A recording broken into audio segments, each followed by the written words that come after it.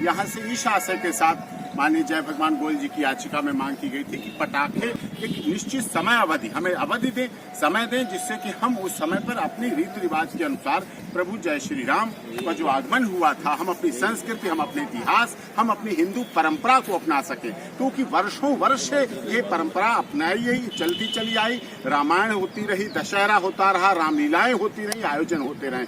उसके बाद दीपावली का उत्सव आता है, उसमें पटाखे एक निश्चित समय पर तो कम से कम चलाने की अनुमति दे, क्योंकि हमारी हिंदू संस्कृति परंपरा के साथ खिलवाड़ न हो। यही बात मैंने माननीय सर्वोच्च न्यायालय में रखी है। तो माननीय सर्वोच्च न्यायालय में कहा हम किसी की परंपरा या आनंद या उत्सव के बीच में नहीं आना चाहते हैं, लेकिन हम कुछ लोगों के फंडामेंटल राइट्स को भी सुरक्षित रखना चाहते हैं। उनका आशय था, तो हमने ये बात की फंडामेंटल राइट्स हमारे भी हैं। क्या जब हमने पीछे पटाखे नहीं चलाए, तो क्या जब पाकिस्तान जीतता है, भारत में पाकिस्तान जीतता है, मैच जब होता है और भारत हारता है, तो उस रात पटाखों की झड़ी लग जाती है। पटाखे कहाँ से आते हैं, कहाँ से चलते हैं, क्यों चलते हैं? तो क्या पाकिस्तान जीतने पर जो पटाखे चलते हैं, उन पटाखों से गुलाब की पंखड़ियां निकलती हैं, फूल झड़ते हैं क्या? और जो दीपावली पे बच्चे अपनी संस्कृति, अपनी परंपरा के अनुसार पटाखे चलाएंगे, उनसे प्रदूषण फैलेगा।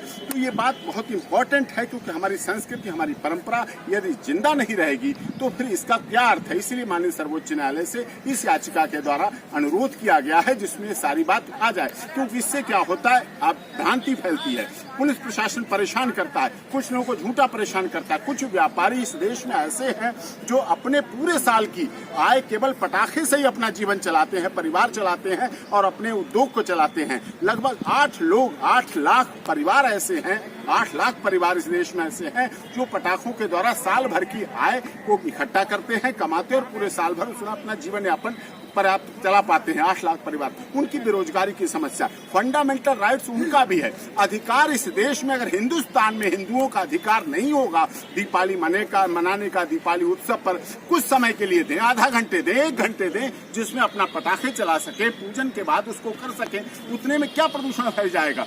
किस तरह से प्रदूषण फैल? जबकि वैज्ञानिक आधार हमने प्रस्तुत किए अपनी याचिका में, सल्फर डाइऑक्साइड, कार्बन मोनोऑक्साइड के द्वारा जो होता है उससे कोरोना रुकता है। चीन में भी कोरोना रोका गया, कार्बन मोनोऑक्साइड को फैलाया गया, उसके द्वारा चीन में कोरोना रोका।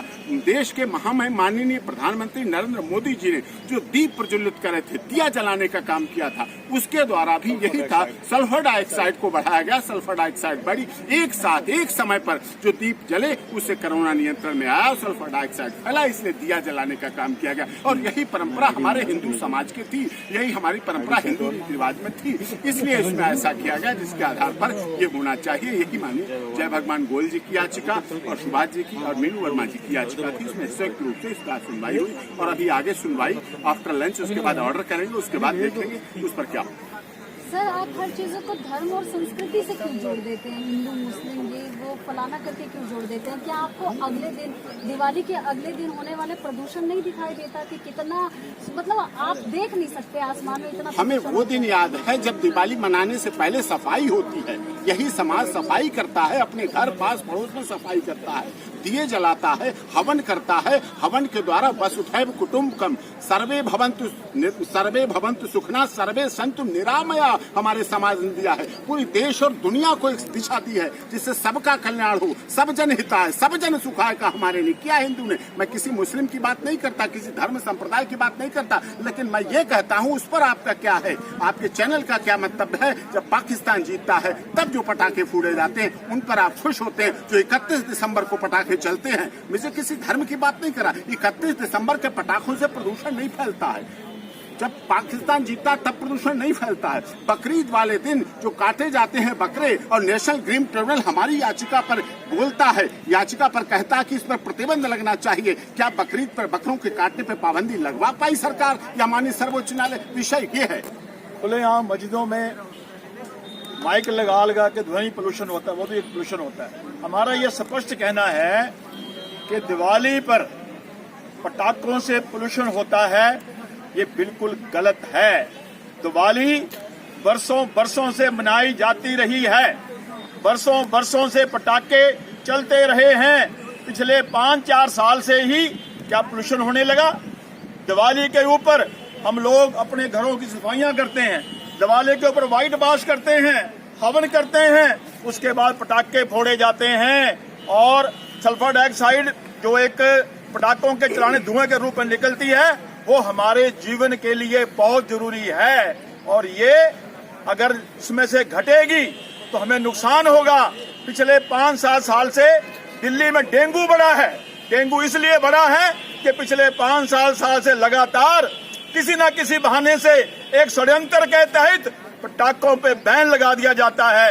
हर साल पटाखे जलते थे, चलते थे, डेंगू जैसे जानलेवा मच्छर कीटाणु मरते थे, मगर जब से पटाखों पे बैन लगा करके उनको बढ़ाया जा रहा है मच्छरों को, डेंगू फैल गया, कोरोना फैल गया, न जाना कौन सी बीमारियां फैल रही हैं। हमें लगता है कुछ राष्ट्रद्रोही शक्तियां हमारे मुख्य न्यायालय को भी शायद गुमराह कर रही हैं, मिसगाइड कर रही हैं, जिस कारण से खुलेआम हमारे हिंदू धर्म के ऊपर, हमारी दिवाली के ऊपर चोट की जा रही है।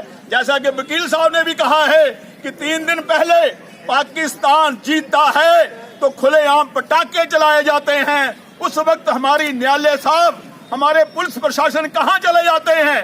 पाकिस्तान जीतेगा तो पटाखे चलेंगे, वो बहुत बढ़िया पटाखे चलेंगे। अगर राम जी जीतेंगे, दिवाली मनाएंगे तो उनसे पोल्यूशन होगा।